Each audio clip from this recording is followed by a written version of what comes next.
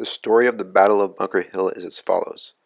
On June 17th, 1775, early in the Revolutionary War, which spanned from 1775 to 1783, the British defeated the Americans at the Battle of Bunker Hill in Massachusetts. Despite their loss, the inexperienced colonial forces inflicted significant casualties against the enemy, and the battle provided them with an important confidence boost. The battle can be considered a turning point for the Americans for this reason. Although commonly referred to as the Battle of Bunker Hill, most of the fighting occurred on nearby Breed's Hill. On June 16th, the day before the battle, having learned that the British were planning to send troops from Boston to occupy the hills surrounding the city, some 1,000 colonial militiamen under Colonel William Prescott built earthen fortifications on top of Breed's Hill, overlooking Boston and located on the Charleston Peninsula. The men originally had been ordered to construct their fortifications atop Bunker Hill, but instead chose a smaller Breed's Hill, closer to Boston. On June 17th, the day of the battle, some 2,200 British forces under the command of Major General William Howe and General Robert Pigott landed on the Charleston Peninsula, then marched to Breed's Hill. As the British advanced in columns against the Americans, Prescott, in an effort to conserve the Americans' limited supply of ammunition, reportedly told his men, "Don't fire until you see the whites of their eyes." When the redcoats were within several dozen yards, the Americans let loose with a lethal barrage of musket fire, throwing the British into retreat.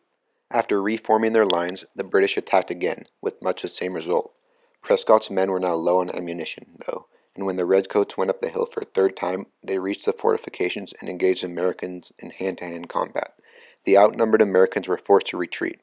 However, by the end of the engagement, the Patriots' gunfire had cut down some 1,000 enemy troops, with more than 200 killed and more than 800 wounded.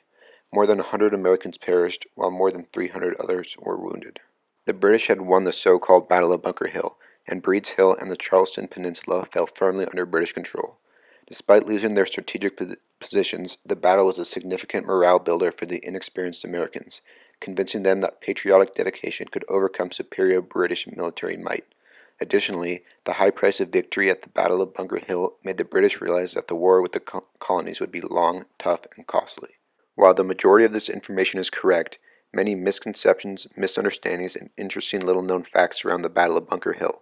First of all, the Battle of Bunker Hill was not actually fought on Bunker Hill. Tasked on the night of June 16th with fortifying the 110-foot-tall Bunker Hill on the Charleston Peninsula, which jutted into Boston Harbor, Colonel William Prescott instead directed the 1,000 patriots joining him to build an earthen fort atop neighboring Breed's Hill, a shorter in peak with a closer perch to the British under siege in Boston. Whether Prescott ignored orders or was simply ignorant of Charleston's geography is unknown, but the subsequent battle that unfolded was named for the original target, Bunker Hill, even though most of it occurred one-third of a mile south on Breed's Hill. Breed's Hill, site of the Battle of Bunker Hill, reads a plaque located at the monument. Another plaque bears the famous orders given to American troops as the British charged up not Bunker Hill. "Don't fire till you see the whites of their eyes." However, park rangers will quickly tell visitors that these words weren't spoken here. There's no evidence that Colonel Israel Putnam told his men to hold their fire until they saw the whites of their enemies' eyes. In reality, the Americans opened fire at about 50 yards, much too distant to see anyone's eyes. One colonel did tell his men to wait until they could see the splash guards, called half-gaiters, that British soldiers wore around their calves, but "don't fire until you see the whites of their half-gaiters" just doesn't have the same ring. The Patriots sought to delay a British attack, but instead provoked one. Seeking to break the siege of Boston, the British planned to launch a massive attack on June 18th to seize the two highlands overlooking the city. First, Dorchester Heights to the south, and then Bunker Hill to the north. When Patriot leaders received intelligence that an assault was imminent, they directed Prescott to fortify Bunker Hill as a deterrent. Prescott's provocative action to instead occupy Breed's Hill, within cannon shot of the redcoats, forced the British to change plans, respond to the overt challenge, and launch an assault on Charlestown. Ultimately, the British won the Battle of Bunker Hill. Often obscured by the moral victory earned by the Patriots is that they ultimately lost the military battle. After the colonial militiamen repelled the first two British assaults, they ran out of ammunition during the third attack and were forced to abandon their fortification.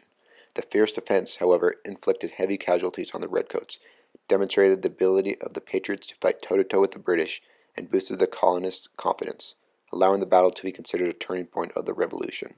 The battle was one of the bloodiest of the American Revolution. Victory at Bunker Hill came at a terrible price for the British, with nearly half of the 2,200 redcoats who entered the battle killed or wounded in just 2 hours of fighting. The Patriots sustained about 400 casualties. "The loss we have sustained is greater than we can bear," wrote British General Thomas Gage. "I wish we could sell them another hill at the same price," said Patriot leader Nathanael Greene after the battle. Surprisingly, reconciliation with the British was thought to be quite possible until the Battle of Bunker Hill. Even after the firing of shots at Lexington and Concord in April 1775, many colonists continued to feel loyal to the king and thought it possible to resolve their differences with Parliament without an all-out war. The bloodshed at Bunker Hill, however, eliminated virtually any chance for reconciliation and pointed the colonies on the path to independence.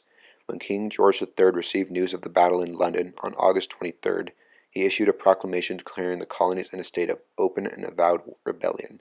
In the wake of Bunker Hill, Benjamin Franklin penned an unsent letter to an English friend and member of Parliament that he closed, "You are now my enemy and I am yours." Patriot heroes included a former slave. 6 months after the Battle of Bunker Hill, Prescott and a dozen other colonial officers petitioned the General Court of Massachusetts to reward Salem Poor, a former slave who had purchased his freedom in 1769, for the bravery he displayed. The petitioners noted that Poor behaved like an experienced officer as well as an excellent soldier. Unfortunately, the officers did not describe his exploits, instead writing that particulars of his conduct would be tedious. A future U.S. president actually watched the Battle of Bunker Hill. In Boston and neighboring communities, curious colonists climbed roofs, steeples, and hills to watch the battle unfold. 10 miles south of Bunker Hill, 7-year-old John Quincy Adams stood next to his mother, Abigail, atop a hill near his childhood home, and heard the thunderclaps of the cannon fire and watched the smoke rise from the battlefield. The sixth President of the United States later wrote that he witnessed the tears of my mother and mingled them with my own. A father of a future U.S. President had an even closer view of the action. Benjamin Pierce, father of 14th President Franklin Pierce, fought in the battle. British soldiers killed at Bunker Hill are buried inside Old North Church. Several of the redcoats killed during the battle were laid to rest in the crypt of Christ Church in Boston's North End. That house of worship is now better known as the Old North Church, a patriotic symbol of the American Revolution for its role in signaling the movement of British troops under Pitcairn to Lexington and Concord in April 1775. Pitcairn's widow requested his body be exhumed from the crypt and returned to London, but the wrong corpse was sent instead.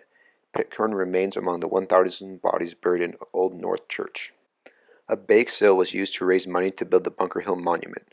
On the 50th anniversary of the Battle of Bunker Hill, Revolutionary War hero Marquis de Lafayette laid the cornerstone for a memorial atop Breed's Hill. The project languished, however, due to a lack of money, and by 1840 was still only half complete.